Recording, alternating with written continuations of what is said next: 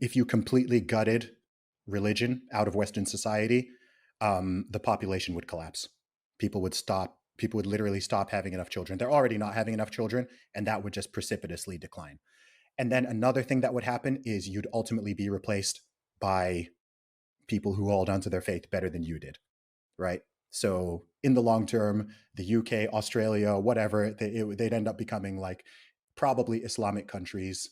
Maybe in some pockets they'd become, I don't know, Amish, or just full of Orthodox Jews, whatever it is. But those people who like remain religious and steadfast and whatever, they will outcompete you, they will outbreed you, and over the course of time, I just think the population would actually be replaced. And I think even if I were to take a completely, if I were to step into the shoes of someone who just believes purely in evolution from a completely secular lens, um, there'd actually be a question from my perspective of why is religion even so common, right? Surely there have been societies and cultures and nations that are sort of faithless or atheistic or whatever in the past, but like what what happened to them? Did they survive, or did they get replaced, conquered, displaced by other people who sort of had those value sets? Because I think even from a purely evolutionary lens,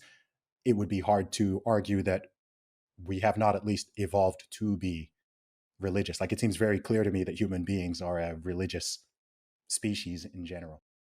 What's up, everyone? It's Talks with Kenny here today. I want to kind of talk about depression and why it seemed more common in modern culture than it was today.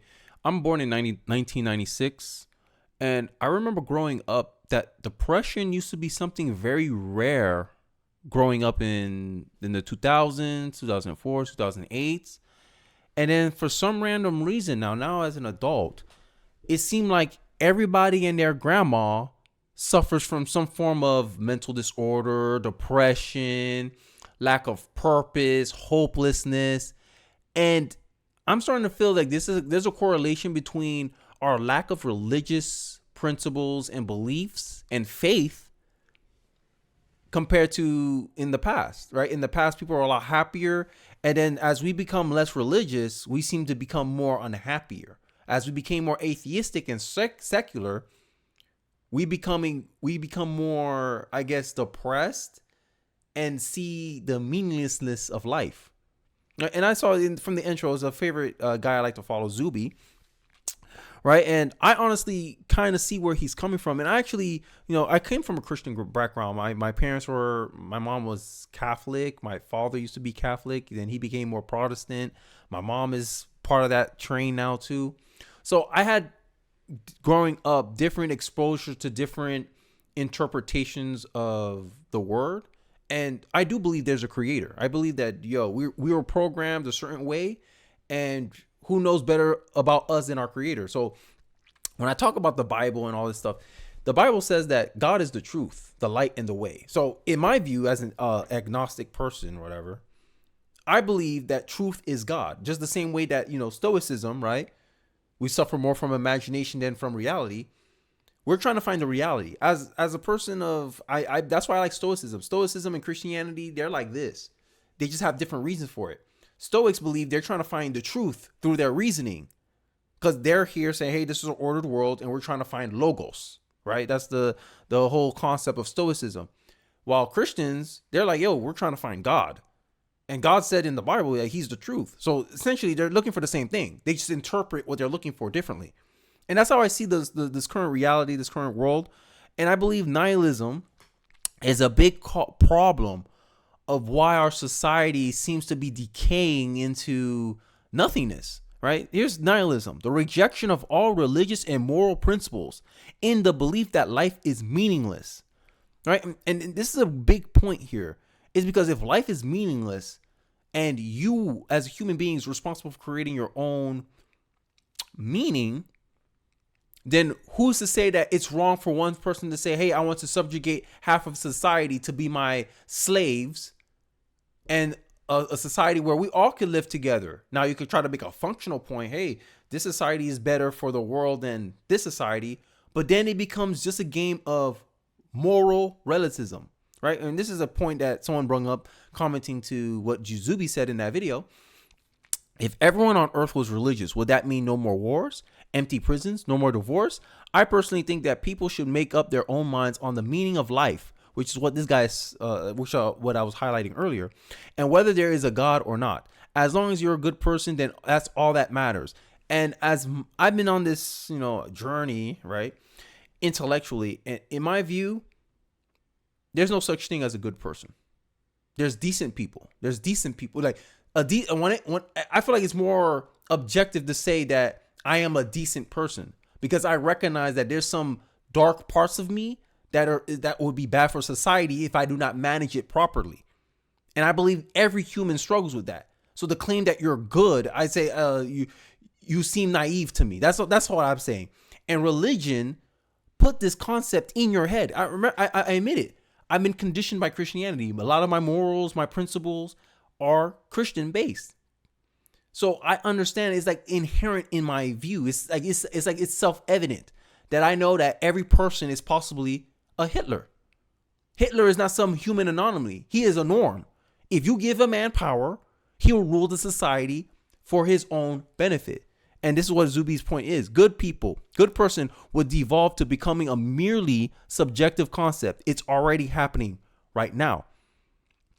Right? And I don't want to stick too much point on nihilism, but we're in an atheistic society today. This is as a-religious as America has ever been in its history. And you see the, OnlyFans, you see people here talking about they want multiple wives. Why not? If it's in an atheist society, people will follow their pleasure, right? If a man's pleasure is, hey, I want to be able to sleep with multiple women, but have it closed on my end, it's his right to do that. Because what? He has the power, he has the leverage in the situation. Might makes right. That's the world you inherently are going to create if life is meaningless. I want to be at the top of the human hierarchy. And then I'll do anything means of what? Pursuing power. This is why I like to listen to mindset stuff. Life may have its struggles or life may have its challenges, but you have the strength to overcome them. Stay resilient. And my question as to like atheistic people is what's the point? What's the point of struggling through obstacles, hardship? This is why we got such a fragile culture today that no one can take any hardship, any struggle. That, oh my God, I'm a victim. I can't overcome anything. Because what's the point of trying? If you're purely logical and life is meaningless, what's the point of going through all this pain just to get some pleasure that I may not even live to get? If you don't, like, in my view, as an atheist or atheistic person or a secular person, you only live for the present. You don't live for the future. You're only as responsible as you need to be to feel content or fulfilled in the moment, but you don't think about the future.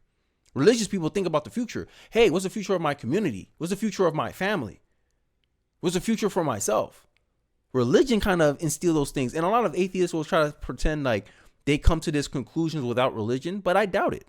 I heavily doubt it. I think a lot of secular people forget the fact that religion was the reason that science was a thing in the first place, because religion put this presumption in people's minds in Europe, whatever science was created, that the world is an ordered universe. That means there's a cause.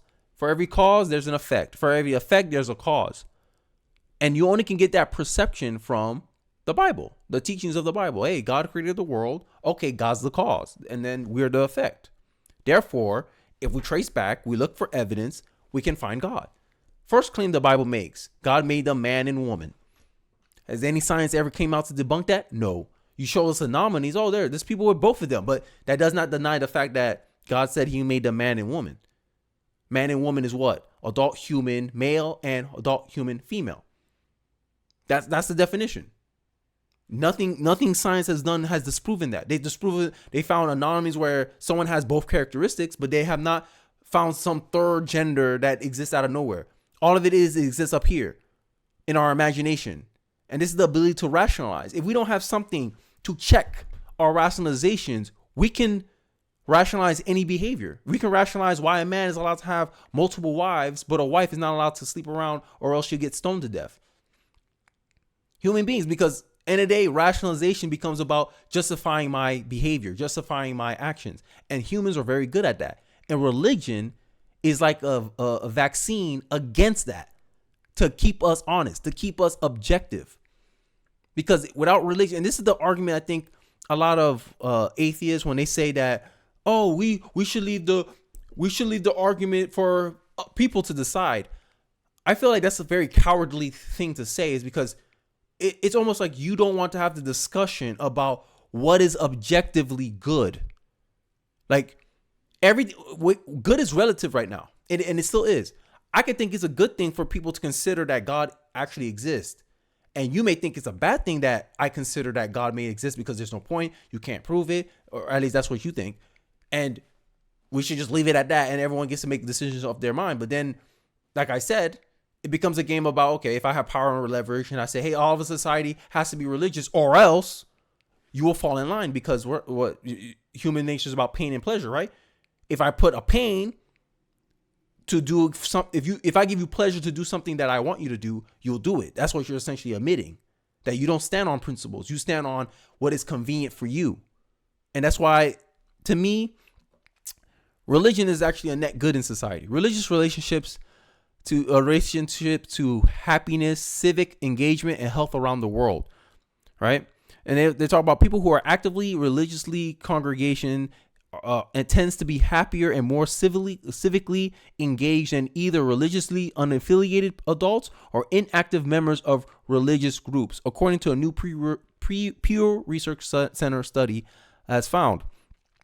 Religiously active people also tend to smoke less, drink less, but they are not healthier in terms of exercise frequency or rates of obesity.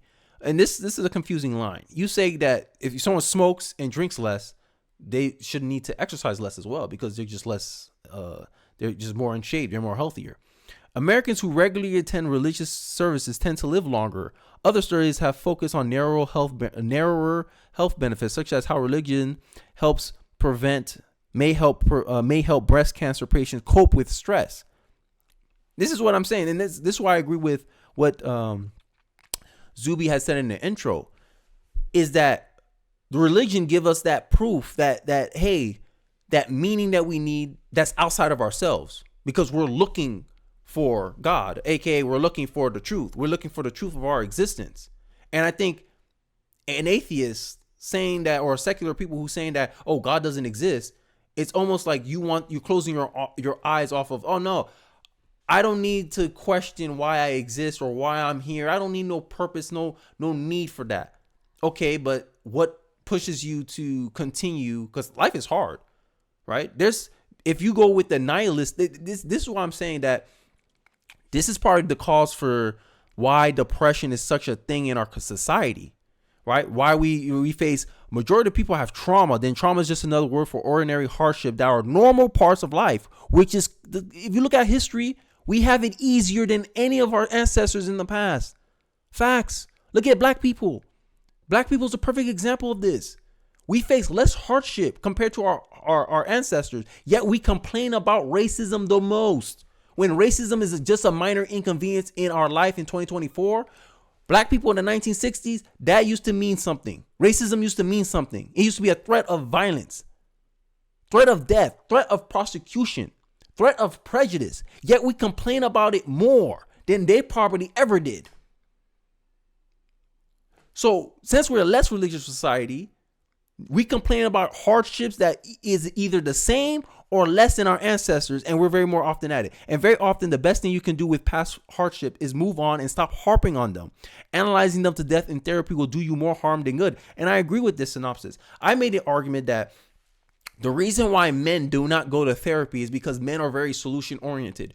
When we're mad or sad about a problem, it's because we want it fixed. That's why, you heard I'm a married man. The common debate is when your wife asks you, is giving you your problems, it's a male's proclivity to ask your wife, do you want me to fix it or you want me to just listen to you? And a lot of therapists, they take the approach of, I just want to listen to you. While men, they want to fix it. That's why when men give men advice, they want to fix the problem. Because in my view, therapists, even from an economic perspective, They have a motive to enable you to continue being that way, aka make you comfortable with a meaningless life, make you comfortable in depression, in sadness, because you keep coming to them. Like, you get what I'm trying to say? Like, they're economically incentivized to keep you in that rut and just make you better at dealing with the rut, but not actually fixing the rut. They rather treat the symptoms than the core issues of the problem. That's why a lot of people respect Jordan Peterson. I have said that before, that certainly can be a lot of value in talking to someone who has great insight and wisdom, aka the insight and wisdom to educate you on a path to actually absolve of your responsibility. Why are you feeling depressed? Well, I'm sad about the state of my life. Well, I'm not happy with my job. Okay, what would you think will make you happy? Oh, well, I love playing video games. Maybe you need to quit your job and try to find something that's more in line with what you're passionate with. Oh, well, but that's too hard. But no, it's not too hard. You need to make a change, because staying the same only guarantees you get the same. Change is outside of your comfort zone. And that's the reality of a lot of people. People are comfortable in their day-to-day. People are comfortable in their life. They're comfortable being whatever they are, and it's making them depressed. But they fear the unknown more than the known. The devil you know is better than the devil you don't know. But change, hope, is outside your comfort zone. And that's the reality. Like, I pretty much summed up any therapist session you ever had. Okay, that a majority of therapists have such insights. I agree with this. There was a lady on TikTok, I forgot, she was a black therapist or whatever, and she was shaming men because, black men are not emotionally available. They don't know how to articulate themselves. They don't know how to express their emotions. And it is killing us black women, right? And she got fired for it because it went viral on TikTok, and men were saying, yeah, this is why we don't go to therapy, because you use therapy to be condescending towards us. Therapy is very catered to the feminine lens of how to solve problems. Talk out your problems instead of actually making actionable steps to solve your problems. And this is what's going on in our society today. Right? The idea that everyone in therapy has some past complex trauma to uncover is one of the most damaging lies from the therapeutic industries, because they want you to go to therapy. They want you to be an internal victim. Why? Because they make money off of that. There's an economic incentive, and you cannot deny that there's an incentive for these therapeutic industries to make it seem so complex and so hard to solve your problems that you need their expertise in helping you, right? What people say about therapy, most of the time, is just them letting you walk yourself into the solution, aka you kind of already know the answers. It's just, are you willing and motivated enough to actually make the change necessary to give you a chance at happiness? And the one thing why I bring religion into this is that I believe religion is one of the aspects of a value system that forces you to look at yourself from a third party point of view, right? You look at yourself as, would God be pleased for what I do? AKA, it's taking you out of what's best for you. It takes you out of a more subjective mode and puts you in a more objective mode. Hey, what I'm doing actually good? It makes you question yourself. While in an atheists don't question their behavior. They rationalize their behavior. Oh yeah, this is a good thing because I needed to censor that person, not because I disagree with him. It's because he might be spreading misinformation. A religion will make you question your presumptions. Hey, is this person really spreading misinformation? Or is it just you don't agree with what he's saying and you don't have any facts to really counter what he has to say, so now you want to keep him quiet? Christianity, religion, it makes you question your subjective rationalizations for the actions you make and see if it's in line with something outside of yourself, outside of your rationale, outside of your own internal reasoning. And this is one of the things why I believe that religion is actually better for society than atheism is. Some of the worst atrocities were done by atheists. Karl Marx admitted that you're 90% on your way to being a socialist communist if you're an atheist, because an atheist can do what's necessary to usher in the utopia, aka socialism, communism, right? Because for a socialist, you have to do anything, the means justifying the ends. If you lie to somebody to get socialism, that's valid. But in a Christian sense, in a religious sense, that's not valid. You lied to somebody, you gave them false information so they do what you want. That's not right. That's an objective framework. And I think that's a conversation as a society we are scared to have. This is why we're doing this laissez-faire, live, let live. You can believe whatever you want, because we actually don't want to have the hard conversation about, hey, we must follow an objective standard, not a subjective standard. Because if everyone has a subjective standard, we get a polarizing society. We get a polarized society. Everyone has different cultures. Everyone has different belief systems. We create fractions within our culture, right? And this is the kind of one of what Zuby is kind of pointing out, is that we need some type of shared morality, shared concept of right or wrong. That's the argument I think religious people are trying to have in our society, and saying, hey, we already got a lot of our laws, our prepossessions about equal rights, human rights from the Bible. How about we go back to it? Not trying to sit here and create our own little subset of reasoning, and all we did is end up creating more discrimination, more unfairness, more inequality, right? All you have to do is look at news, see how conservatives are portrayed versus liberals.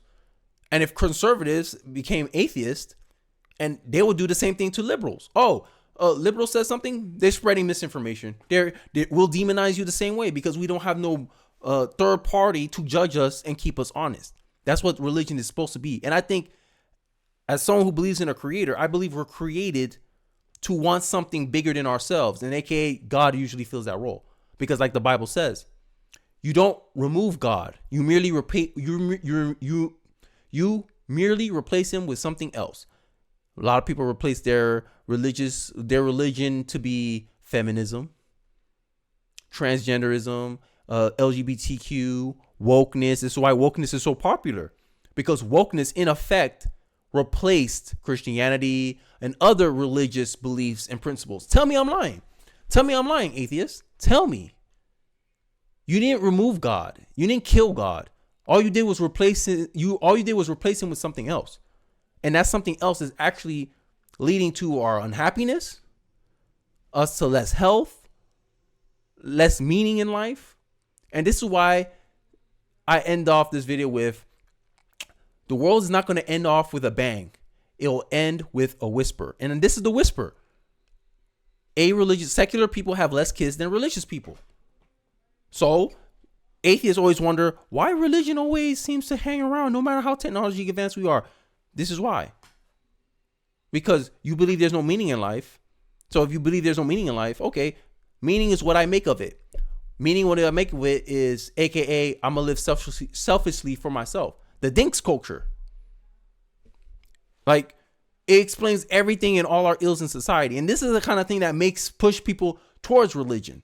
Seeing the results of man's arrogance in a way. Right? Because that's what the religious kind of caution us. Hey, human intellect is very arrogant. And then it gets smacked by reality. And we're getting smacked by reality right now. Look at our culture. Look at the crime rates. We're a less cohesive society because we're a less religious one. Because everything is subjective. And now, if everything's subjective, it becomes a battle of power. I think I'm repeating myself at this point. But let me know your thoughts in the comment section. Do you believe that religion is actually a cure to a lot of societal ills? If you don't, I would like to hear that as well in the comment section below. Don't forget to like, comment, subscribe. I'll catch you guys on the next one. Peace.